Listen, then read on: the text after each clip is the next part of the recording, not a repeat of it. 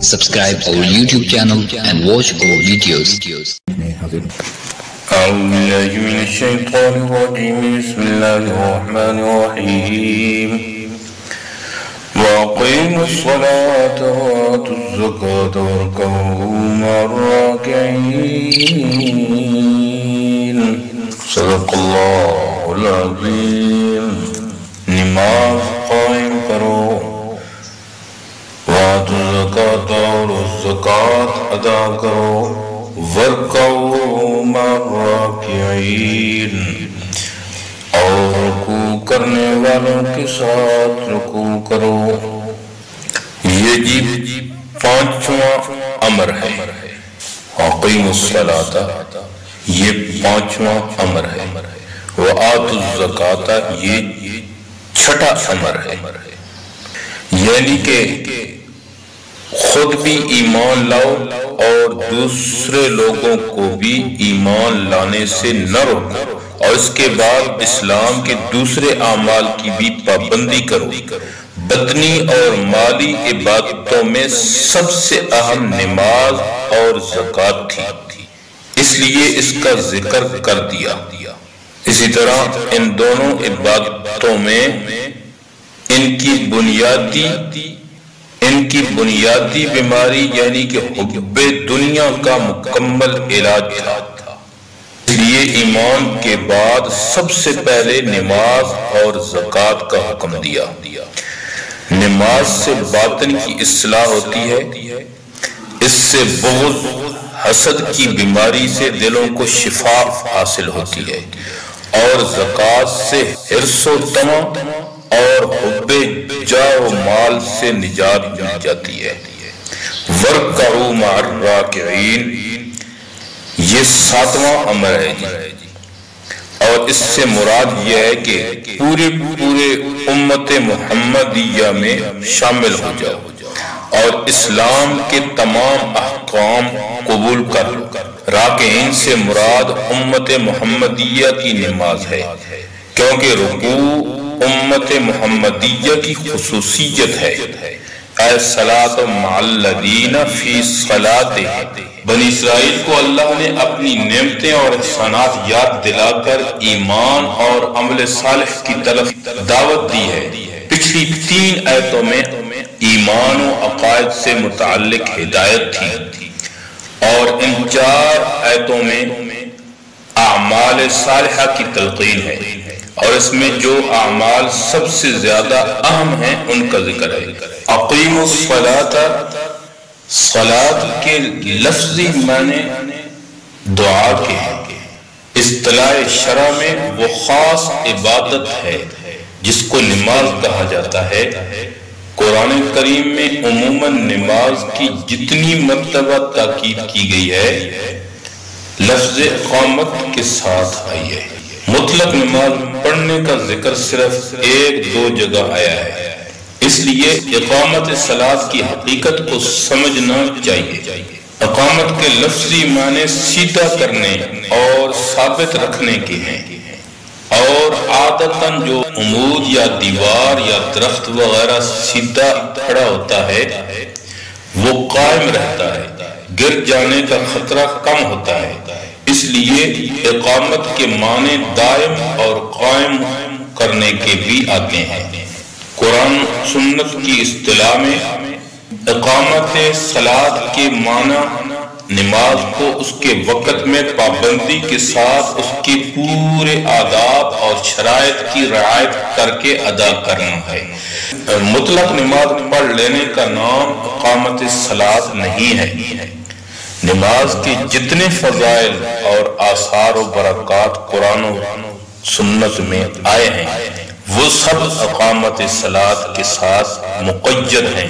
مثلا قرآن کریم میں ہے ان الصلاۃ تنہی عن الفحشاء والمنکر، یعنی کہ نماز انسان کو ہر بے حیائی اور ہر برائی سے باز رکھتی ہے۔ تو نماز کا یہ اثر اسی وقت ظاہر ہوگا کہ جب نماز کی اقامت اس معنی میں کرے جو ابھی ذکر کیے گئے۔ اس لیے بہت سے نمازیوں کو برائیوں اور بے حیائیوں میں مبتلا دیکھ کر اس آیت پر کوئی شبہ نہ کرنا چاہیے، کیونکہ ان لوگوں نے نماز پڑھی تو ہے مگر اس کو قائم نہیں کیا۔ آت الزکاۃ، لفظ زکوٰۃ کے معنی لغت میں دو آتے ہیں، پاک کرنا اور بڑھنا۔ اصطلاح شرع میں مال کے اس حصے کو زکوٰۃ کہا جاتا ہے جو شریعت کے احکام کے مطابق کسی مال میں سے نکالا جائے اور اس کے مطابق صرف کیا جائے۔ اگرچہ یہاں خطاب موجودہ بنی اسرائیل کو ہے، جس سے یہ ثابت نہیں ہوتا کہ نماز اور زکوٰۃ اسلام سے پہلے بنی اسرائیل پر فرض تھی، مگر سورہ مائدہ میں ہے وَلَقَدْ أَخَذَ اللَّهُ مِيثَاقَ بَنِي إِسْرَائِيلَ وَبَعَثْنَا مِنْهُمْ اثْنَيْ عَشَرَ نَقِيبًا وَقَالَ اللَّهُ إِنِّي مَعَكُمْ لَئِنْ أَقَمْتُمُ الصَّلَاةَ وَآتَيْتُمُ الزَّكَاةَ وَآمَنْتُمْ بِرُسُلِي۔ اس سے ثابت ہوا ہے کہ نماز اور زکوٰۃ بنی اسرائیل پر بھی فرض تھی، اگرچہ اس کی کیفیت اور حیت وغیرہ میں فرق ہو۔ وَارْكَعُوا مَعَ الرَّاكِعِينَ، رکوع کے لغوی معنی جھکنے کے ہیں، اور اس معنی کے اعتبار سے یہ لفظ سجدہ پر بھی بولا جا سکتا ہے، وہ بھی جھکنے کا انتہائی درجہ ہے، مگر اصطلاح شرع میں اس خاص جھکنے کو رکوع کہتے ہیں جو نماز میں معروف و مشہور ہے۔ آیت کے معنی یہ ہیں کہ رکوع کرو رکوع کرنے والوں کے ساتھ۔ یہاں ایک بات یہ غور طلب ہے کہ نماز کے تمام ارکان میں سے اس جگہ رکوع کی تخصیص کیوں کی گئی؟ اس کا جواب یہ ہے کہ یہاں نماز ایک جز بول کر کل نماز مراد لی گئی ہے، جیسے کہ قرآن کریم میں ایک جگہ قرآن الفجر فرما کر پوری نماز فجر مراد ہے، اور بعض روایات حدیث میں سجدہ کا لفظ بول کر پوری رکعت یا نماز مراد لی گئی ہے۔ اس لیے مراد آیت کی یہ ہو گئی کہ نماز پڑھو نماز پڑھنے والوں کے ساتھ۔ یہ سوال پھر بھی باقی رہ جاتا ہے کہ نماز کی بہت سے ارکان ہیں، رکوع کی تخصیص میں کیا حکمت ہے؟ تو اس کا جواب یہ ہے کہ یہود کی نماز میں سجدہ وغیرہ تو تھا مگر رکوع نہیں تھا۔ رکوع اسلامی نماز کی خصوصیات میں سے ہے، اس لیے راکعین کے لفظ سے امت محمدیہ کے نمازی مراد ہوں گے، جن کی نماز میں رکوع بھی ہے، اور معنی آیت کے یہ ہیں کہ تم بھی امت محمدیہ کے نمازیوں کے ساتھ نماز ادا کرو، یعنی کہ اول ایمان قبول کرو پھر جماعت کے ساتھ نماز ادا کرو۔ نماز کا حکم اور اس کا فرض ہونا تو لفظ اقیم الصلاۃ سے معلوم ہو چکا تھا۔ اس جگہ مع الراکعین کے لفظ سے نماز کو جماعت کے ساتھ ادا کرنے کا حکم دیا گیا ہے۔ یہ حکم کس درجے کا ہے؟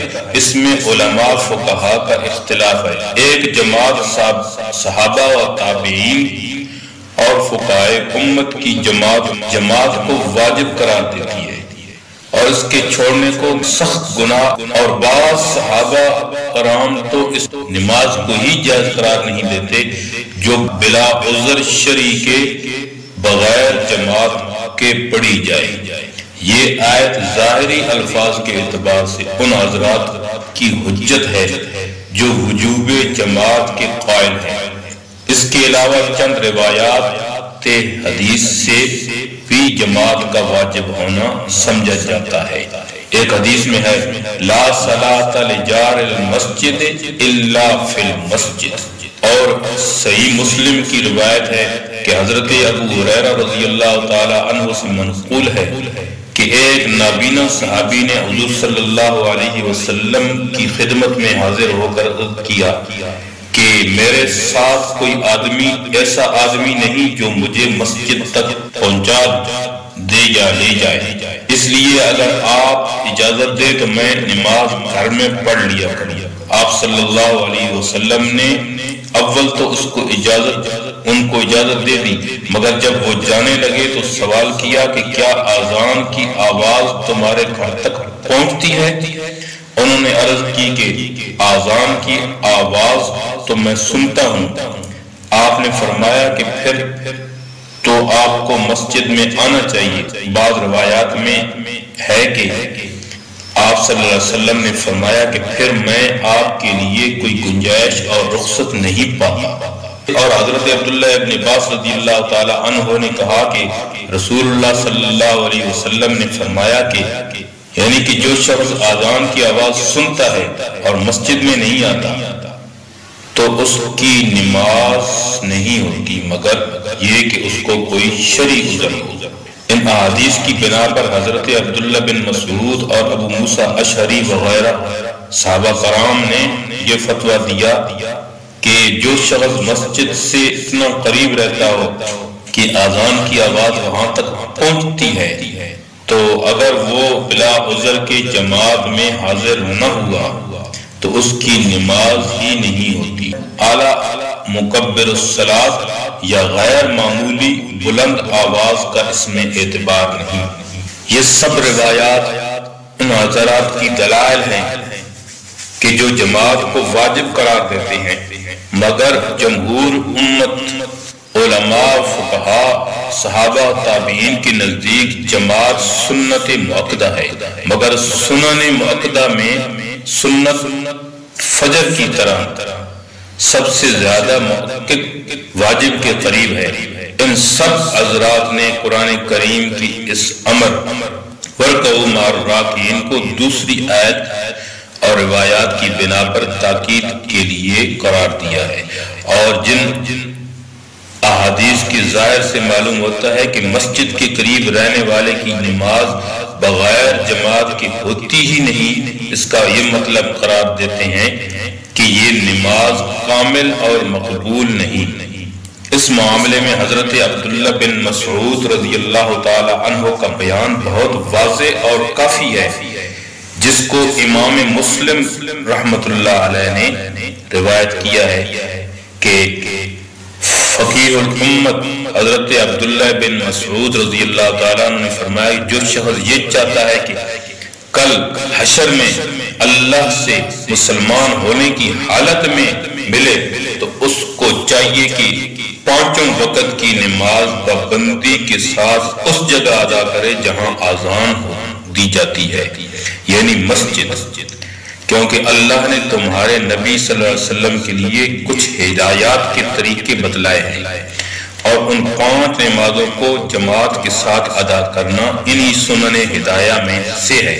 اور جو شخص وضو کرے اور اچھی طرح پاکی حاصل کرے پھر کسی مسجد کا رخ کرے تو اللہ اس کے ہر قدم پر نیکی اس کے نامہ اعمال میں درج فرماتے ہیں، اور اس کا ایک درجہ بڑھا دیتے ہیں اور ایک گناہ معاف کر دیتے ہیں۔ اللہ رب العزت سے دعا ہے کہ اللہ تعالی ہمیں قرآن کی سمجھ عطا فرمائے اور مسجد کے اندر جماعت کے ساتھ نماز پڑھنے کی توفیق عطا فرمائے۔ وما علینا الا البلاغ المبین۔